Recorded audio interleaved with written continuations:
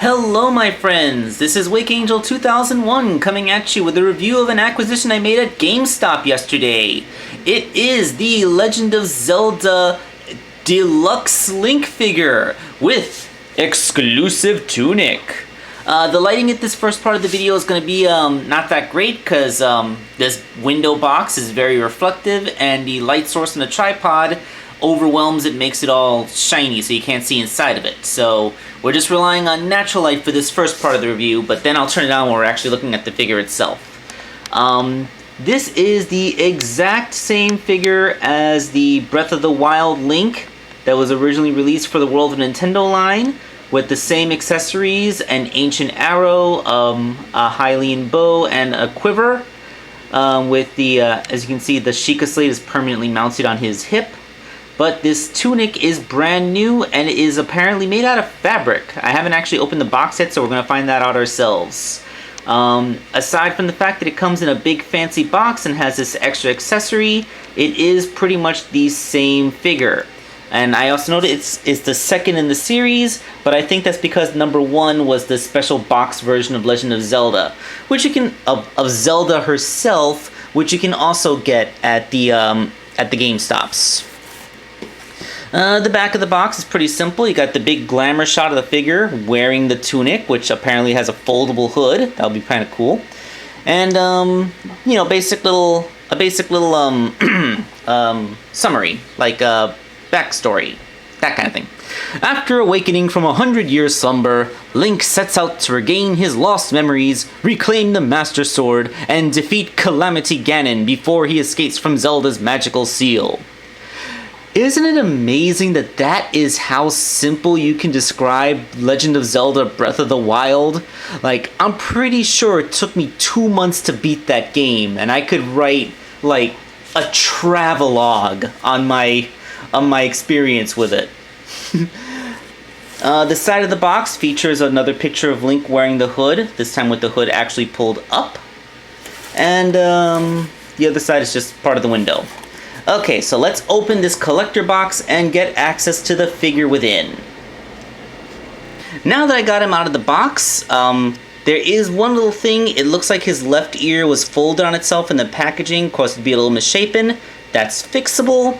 But otherwise, this is an actual improvement on the Breath of the Wild Link figure that I would recommend.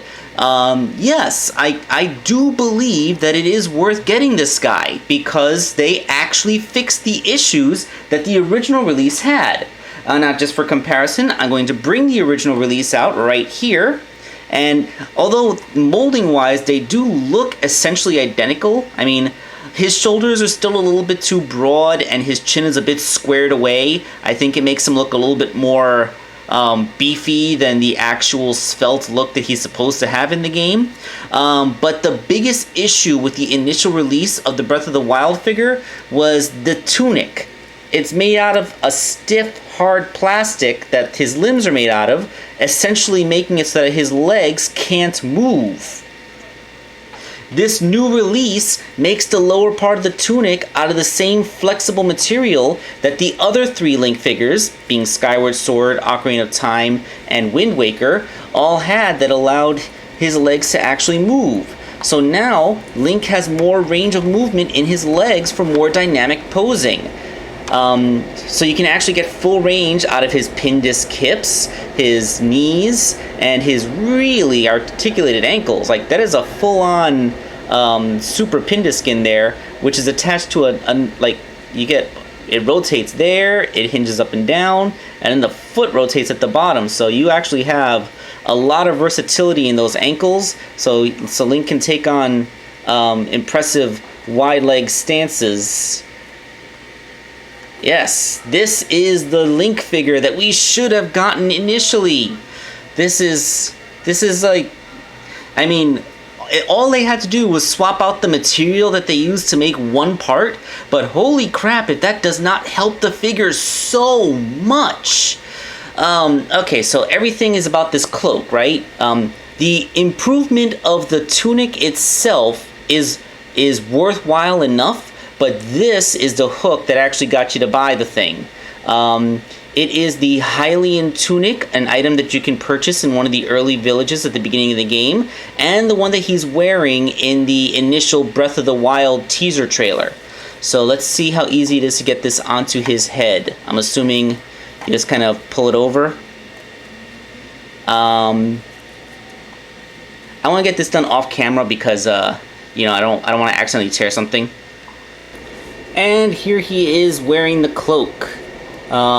Looks a little bit big, but I guess, you know, action figure proportions and all that. It's a fabric accessory. Flows behind him like a cape. Actually, this would do a pretty good job of hiding his identity in real life, especially if you want to pull it down a little bit further over his head. I mean, like, the small size makes it so that it doesn't naturally flow the same way that heavy fabric would. Like, on a life-size person, the weight of the fabric would hold it over his eyes naturally like this. Yeah, it looks like I managed to pull it off. Yeah. So you have him wearing his cloak for anonymous traveler mode, although like wearing the royal tunic would kind of blow his identity. Although I guess it's been 100 years since anybody saw it, so they might not recognize the royal tunic. They'll just think he's wearing a blue shirt. And you can pull it down. Yes.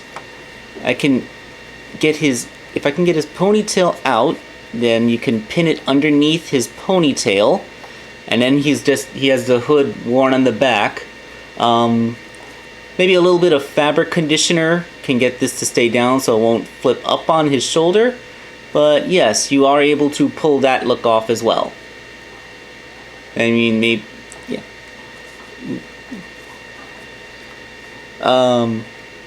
Yeah, that's nice. I mean, I appreciate the improvement to the tunic material more, but it is good to know that, you know, the hook accessory, which is his cape, that actually does work. It fits him, it looks good on the figure, so everything you could want. So let's see, can you still peg in his accessories the way they're meant to be pegged? Let's see, oh, look at that. Actually, because this is made out of softer material, the quiver of arrows actually pegs in more sturdy than it did before. I remember, like, that thing would always fall out in the original figure. So, way to go. That's two things that making it out of different material did for it. And he should still be able to hold the bow itself. Well, if the quiver of arrows is facing that way, then the bow should be this way.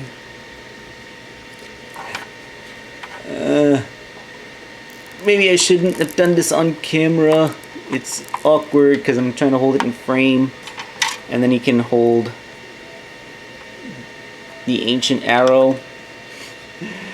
Yes, he can physically hold his accessories. Congratulations. Okay, so that was pretty basic. So the big collector box and the extra accessory are meant to be the hooks that get you to buy this figure, but frankly, I believe that it's worth it based on the physical improvement to the figure's construction itself. Like, seriously, making the tunic out of a different material was a huge boon in this figure's favor. So if you did not get the Breath of the Wild Link when he was initially made available all those years ago, or you got him but you're not satisfied with his posability because the tunic gets in the way, then this is what you were waiting for. This is the good version of the figure. You know, assuming that you didn't shell out and get like, did they make a Figma of Breath of the Wild Link? I think they made a Figma of Breath of the Wild Link, but I'm not 100% sure. And I didn't do my research before filming this, so I don't know. But yes, that is a story. I think that this is good. So, thank you all for watching this review video. This is Wake Angel 2001 signing off.